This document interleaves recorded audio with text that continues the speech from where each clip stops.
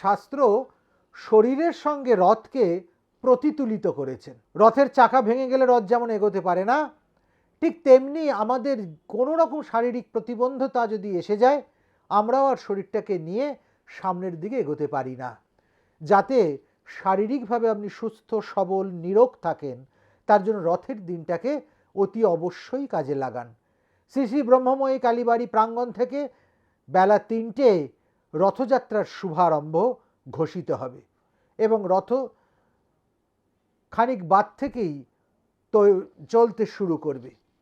এই সময় অতি অবশ্যই রথের উদ্দেশ্যে পুষ্প বৃষ্টি করুন।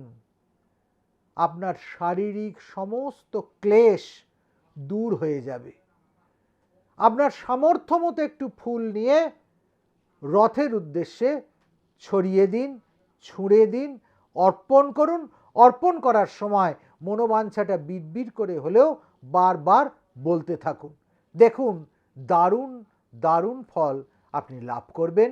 ব্রহ্মময়ী কালীবাড়ি রথযাত্রা এবছর 19তম বর্ষে পদার্পণ করল এবং অতি অবশ্যই এই দীর্ঘ সময় ধরে বিভিন্ন মানুষ তাদের মনস্কামনা পূর্তির জন্য রথের অনুষঙ্গকে কাজে লাগিয়ে জীবনে অনেক অনেক সৌভাগ্য তারা ডেকে নিয়ে এসেছেন। আপনিও তার সামিল হন।